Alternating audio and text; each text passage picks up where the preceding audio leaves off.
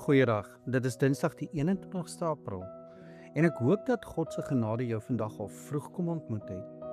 Nou voor jy gaan slaap vanaand, wil ek jou iets vra, 'n eerlike vraag. Het jy al ooit gedink of gewonder dat as jou omstandighede net kan verander, dan sal jy God loof en prys?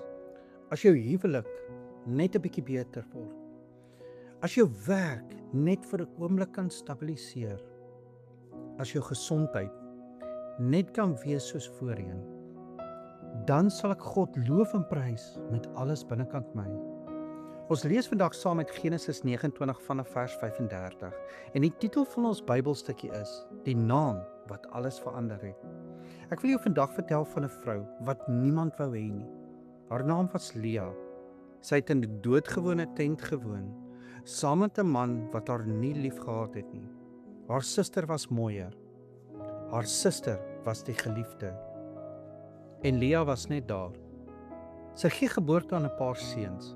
En elke keer as sy 'n geboorte gee aan 'n seun, gee sy hom 'n naam wat van haar pyn vertel. Die eerste was Reuben en sy dink, nou sal my man my lief hê. En die tweede is Simeon. En sy verklaar, God het gehoor dat ek nie 'n geliefde is nie. En derde is Levi.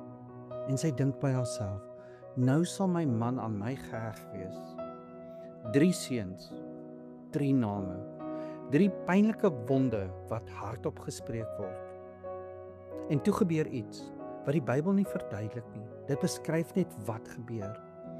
God sien haar. Die Bybel sê dit so eenvoudig. En toe die Here sien dat Lea die nie geliefde was, het hy haar skoot geopen. God het eers beweeg, nie Lea nie, maar God. En die 4de seun word gebore.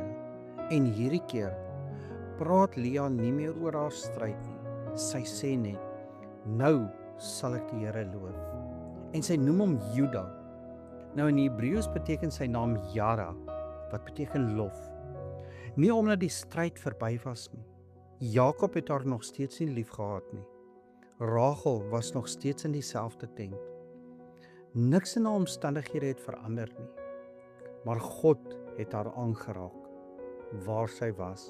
En iets in haar het verander. En nie deur haar eie krag nie, deur God se teenwoordigheid. Jy weet, ons verklaar nie hoe God dit gedoen het nie. Ons verklaar net dat God dit gedoen het. En hier moet ek vandag eerlik met jou wees. Want ek weet daar is mense wat vandag luister en wie se omstandighede nie verander het nie. En hulle wag al lank. En as ek vir jou sê God verander altyd die omstandighede en joune verander nie, dan gaan jy God verwerp. En ek wil nie hê jy moet dit doen nie, want Lea se verhaal sê dit nie vir ons nie. God verander nie altyd die omstandighede nie.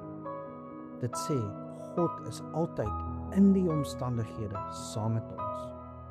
Hy sien jou, hy ken jou pyn en hy is nie ver weg van jou nie. En Jesus Christus self het dit geleef. Hy het op Golgotha gehang en die omstandighede het nie verander nie. Die kruis was nog steeds die kruis. Die pyn was nog steeds die pyn. Maar God was daar. En op die 3de dag het alles verander.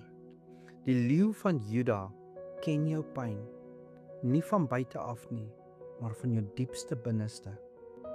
En hierdie Juda, hierdie 4de seun van 'n versmaaide vrou in 'n tent in Haran, word deel van 'n lyn wat uitloop op Jesus Christus, die verlosser van die wêreld.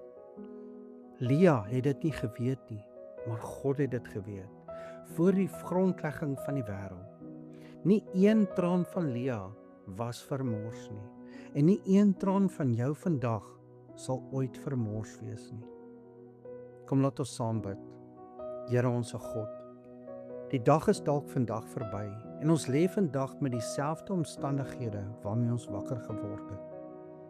Here, ons bely dat ons soms wag vir die omstandighede om te verander, voordat ons U wil loof en prys. Maar Lea se verhaal wys ons iets anders. U het eers beweeg, U het haar eerste raak gesien, toe niemand anders haar wou raak sien nie. U het haar aangeraak, waar sy was. Here, dankie dat U ons ook aanraak net waar ons is. En nie waar ons wens ons wil wees nie, maar waar ons is vandag. Ons vra U nie om dit te verduidelik hoe U werk nie, Here, want ons koppies is te klein daarvoor.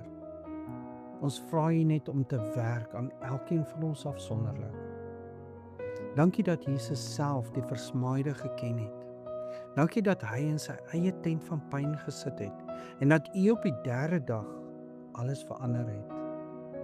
Here, leer ons om U te loof, nie omdat die omstandighede verander het nie, maar omdat U daar is, want dit is genoeg. Ons bid dit in die naam van Jesus Christus, deur die kragtige werking van die Heilige Gees. Amen. En onthou vandag, jy is dalk die Bybel wat iemand vandag moet ontmoet. God het eers beweeg in Lea se lewe. Hy beweeg ook eers in joune. Die leeu van Juda ken jou pyn van binne af. Hy is hier, ook vandag, en hy het werklik opgestaan. Ek hoop jy het 'n geseënde Dinsdag.